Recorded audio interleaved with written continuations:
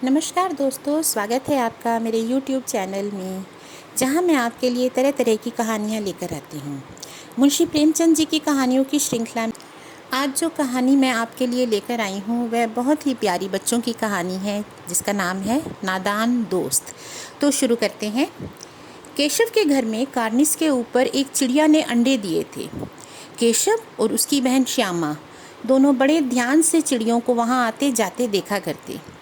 सवेरे दोनों आंखें मलते कार्निस के सामने पहुंच जाते और चिड़ा या चिड़िया दोनों को वहां बैठा पाते। उनको देखने में दोनों बच्चों को न मालूम क्या मज़ा मिलता था। दूध और जलेबी की भी सुध न रहती थी। दोनों के दिल में तरह तरह के सवाल उठते। अंडे कितने बड़े होंगे, किस रंग के होंगे, कितने होंगे, क्या खाते होंगे, उनमें बच्चे किस तरह निकल आएंगे, बच्चों के पर कैसे निकलेंगे, घोंसला कैसा है। लेकिन इन बातों का जवाब देने वाला कोई नहीं था। न अम्मा को घर के काम धंधों से फुर्सत थी, न बाबूजी को पढ़ने लिखने से। दोनों बच्चे आपस में ही सवाल जवाब करके दिल को तसल्ली दे दिया करते थे। श्यामा कहती, क्यों भैया, बच्चे निकलकर फुर से उड़ जाएंगे। केशव विद्वानों जैसे गर्व से कहता, नहीं री पगली, पहले पर निकलेंगे, बगैर परों के कैसे उड़ेंगे। फिर श्यामा पूछती, बच्चों को क्या खिलाएगी बेचारी। केशव इस पेचीदा सवाल का जवाब कुछ न दे पाता था। इस तरह 3-4 दिन गुजर गए। दोनों बच्चों की जिज्ञासा दिन पर दिन बड़ी होती जाती थी और वह अंडों को देखने के लिए अधीर हो उठते थे। उन्होंने अनुमान लगाया कि अब बच्चे ज़रूर निकल आए होंगे। बच्चों के चारे का सवाल अब उनके सामने आ खड़ा हुआ। चिड़िया बेचारी इतना दाना कहाँ से पाएगी कि सारे बच्चों का पेट भर ले। गरीब बच्चे भूख के मारे चूं चूं करके मर जाएंगे। इस मुसीबत का अंदाज़ा देखकर दोनों घबरा उठे। दोनों ने फैसला किया कि कार्निस पर थोड़ा सा दाना रख दिया करेंगे। श्यामा खुश होकर बोली, तब तो चिड़िया को चारे के लिए कहीं उड़कर ना जाना पड़ेगा ना। केशव बोला, नहीं, तब क्यों जाएगी। फिर श्यामा ने कहा, क्यों भैया, बच्चों को धूप ना लगती होगी। केशव का ध्यान इस तकलीफ़ पर ना गया था। बोला, ज़रूर तकलीफ़ हो रही होगी, बेचारे प्यास के मारे तड़प रहे होंगे, ऊपर छाया भी तो नहीं है। आखिर यही फैसला हुआ कि घोंसले के ऊपर कपड़े की छत बना देनी चाहिए। पानी की प्याली और थोड़े से चावल रख देने का प्रस्ताव भी स्वीकृत हो गया। दोनों बच्चे बड़े चाव से काम करने लगे।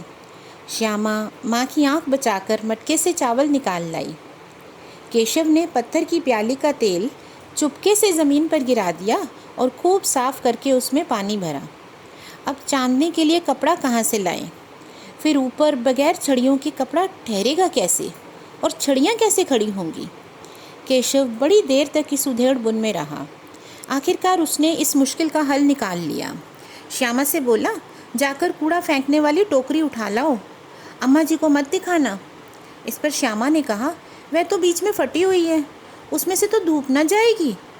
केशव ने झुंझलाकर कहा, तू टोकरी तो ला, मैं उसका सुराख बंद करने की कोई हिकमत कर लूँगा। श्यामा दौड़कर टोकरी उठा लाई। केशव ने उसके सुराख में थोड़ा सा कागज़ ठूंस दिया। तब टोकरी को एक टहनी के सहारे टिकाकर बोला, देख, ऐसे ही घोंसले पर इसकी आड़ दूंगा, तब कैसे धूप आएगी। श्यामा ने दिल में सोचा, भैया कितने चालाक हैं। अब गर्मी के दिन थे, बाबूजी दफ्तर गए हुए थे। अम्मा दोनों बच्चों को कमरे में सुलाकर खुद भी सो गई थी। लेकिन आज बच्चों की आंखों में नींद कहाँ। अम्मा जी को बहकाने के लिए दोनों दम रोके आंखें बंद किए मौके का इंतज़ार कर रहे थे। ज्यों ही मालूम हुआ अम्मा जी अच्छी तरह सो गई, दोनों चुपके से उठे और धीरे से दरवाजे की सिटकनी खोलकर बाहर निकल आए। अंडों की हिफाजत करने की तैयारियां होने लगीं। केशव कमरे में से एक स्टूल उठा लाया, लेकिन जब उससे काम न चला तो नहाने की चौकी लाकर स्टूल के नीचे रखी और डरते डरते स्टूल पर चढ़ा। श्यामा दोनों हाथों से स्टूल पकड़े हुए थी। स्टूल की चारों टांगें बराबर न होने के कारण जिस तरह ज़्यादा दबाव पड़ता था, जरा सा हिल जाता था। उस वक्त केशव को कितनी तकलीफ़ उठानी पड़ती थी, ये उसी का दिल जानता था। दोनों हाथों से कार्निस पकड़ लेता और श्यामा को दबी आवाज़ में डांटता, अच्छी तरह पकड़, वरना उतरकर खूब मारूंगा। मगर बेचारी श्यामा का दिल तो ऊपर कार्निस पर था। बार बार ध्यान उधर चला जाता और हाथ ढीले पड़ जाते। केशव ने ज्यों ही कार्निस पर हाथ रखा, दोनों चिड़िया उड़ गई। केशव ने देखा कार्निस पर थोड़े से तिनके बिछे हुए हैं और उस पर 3 अंडे पड़े हैं। जैसे घोंसले उसने पेड़ों पर देखे थे वैसा कोई घोंसला नहीं था। श्यामा ने नीचे से पूछा, क्या बच्चे हैं भैया? केशव ने कहा, 3 अंडे हैं, अभी बच्चे नहीं निकले। श्यामा बोली, जरा हमें दिखा दो भैया, कितने बड़े हैं? केशव बोला, दिखा दूंगा, पहले जरा चिथड़े ले आ, नीचे बिछा दूं। बेचारे अंडे तिनकों पर पड़े हैं। श्यामा दौड़कर अपनी पुरानी धोती फाड़कर एक टुकड़ा ले आई। केशव ने झुककर कपड़ा लिया, उसके कई तह करके उसने एक गद्दी बनाई, उसे तिनकों पर बिछाकर तीनों अंडे उस पर धीरे से रख दिए। श्यामा ने फिर कहा, हमको भी दिखा दो भैया। केशव बोला, दिखा दूंगा, पहले ज़रा टोकरी दे दो, ऊपर छाया कर दूं। श्यामा ने टोकरी नीचे से थमा दी और बोली, अब तुम उतर आओ, मैं भी तो देखूं। केशव ने टोकरी को एक टहनी से टिकाकर कहा, जा दाना और पानी की प्याली ले आ, मैं नीचे उतर आऊँ तो दिखा दूंगा। अब श्यामा प्याली और चावल भी ले आई। केशव ने टोकरी के नीचे दोनों चीज़ें रखी और आहिस्ता से उतर आया। श्यामा ने गिड़गिड़ा कर कहा, हमको भी चढ़ा दो ना भैया। केशव बोला, तू गिर पड़ेगी। श्यामा बोली, ना गिरूंगी भैया, तुम नीचे से पकड़े रहना। केशव बोला, ना भैया, कहीं तो गिर गिरा पड़ी तो अम्मा जी तो मेरी चटनी बना देंगी, कहेंगी तूने ही चढ़ाया था। क्या करेगी देखकर? अब अंडे बड़े आराम से हैं, जब बच्चे निकलेंगे तो उनको पालेंगे। दोनों चिड़िया बार बार कार्निस पर आती थी और बगैर बैठे ही उड़ जाती थी। केशव ने सोचा, हम लोगों के डर के मारे नहीं बैठती। स्टूल उठाकर कमरे में रखाया, चौकी जहाँ की थी वहाँ रख दी। श्यामा ने आंखों में आंसू भरकर कहा, तुमने मुझे नहीं दिखाया, मैं अम्मा जी से कहूँगी। केशव बोला, अम्मा जी से कहेगी? बहुत मारूंगा, कहे देता हूँ। श्यामा बोली, तो तुमने मुझे दिखाया क्यों नहीं? केशव बोला, और गिर पड़ती तो 4 सर ना हो जाते। इस पर श्यामा बोली, हो जाते तो हो जाते, देख लेना, मैं कह दूंगी। इतने में कोठरी का दरवाज़ा खुला और माँ ने धूप से आंखें बचाते हुए कहा, तुम दोनों बाहर कब निकल आए? मैंने कहा था ना दोपहर को ना निकलना। किसने किवाड़ खोला? किवाड़ केशव ने खोला था, लेकिन श्यामा ने माँ से ये बात नहीं कही। उसे डर लगा कि भैया पिट जाएंगे। इधर केशव भी दिल में कांप रहा था, कहीं श्यामा कह न दे। अंडे न दिखाए थे, इससे अब उसको श्यामा पर विश्वास न था। लेकिन श्यामा सिर्फ मोहब्बत के मारे चुप थी, या इस कसूर में हिस्सेदार होने की वजह से। इसका फैसला नहीं किया जा सकता, शायद दोनों ही बातें थी। माँ ने दोनों को डांट डपट कर फिर कमरे में बंद कर दिया और आप धीरे धीरे उनको पंखा झलने लगी। अभी सिर्फ 2 बजे थे, बाहर तेज़ लू चल रही थी। अब दोनों बच्चों को नींद आ गई। 4 बजे यकायक श्यामा की नींद खुली। किवाड़ खुले हुए थे। वह दौड़ी हुई कार्निस के पास आई और ऊपर की ओर ताकने लगी। टोकरी का पता न था। संयोग से उसकी नज़र नीचे गई। वह उल्टे पांव दौड़ती हुई कमरे में आकर ज़ोर से बोली, भैया, अंडे तो नीचे पड़े हैं, बच्चे उड़ गए। केशव घबरा कर उठा और दौड़ा हुआ बाहर आया तो क्या देखता है, तीनों अंडे नीचे टूटे पड़े हैं और उनमें से चूने की सी चीज़ बाहर निकल आई है।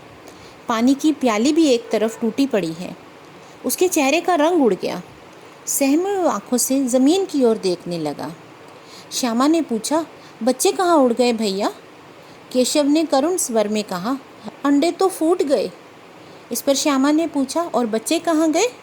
केशव बोला, तेरे सर में, देखती नहीं, अंडों से उजला उजला पानी निकल आया है, वही तो 2-4 दिन में बच्चे बन जाते।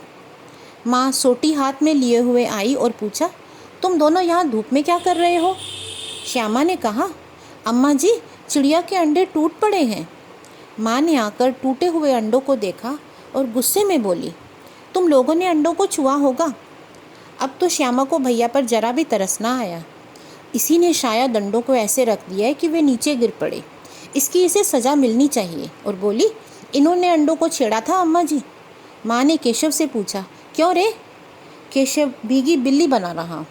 फिर माँ ने पूछा, तू वहाँ पहुँचा कैसे? श्यामा ने कहा, चौके पर स्टूल रख कर चढ़े थे अम्मा जी। केशव बोला, तू स्टूल थामे नीचे नहीं खड़ी थी? तो श्यामा बोली, तुम्ही ने तो कहा था। माँ बोली, तो इतना बड़ा हो गया, तुझे अभी इतना भी मालूम नहीं कि छूने से चिड़िया के अंडे गंदे हो जाते हैं। चिड़िया फिर उन्हें नहीं सेती। श्यामा ने डरते डरते पूछा, तो क्या चिड़िया ने अंडे गिरा दिए हैं अम्मा जी? माँ बोली, और क्या करती?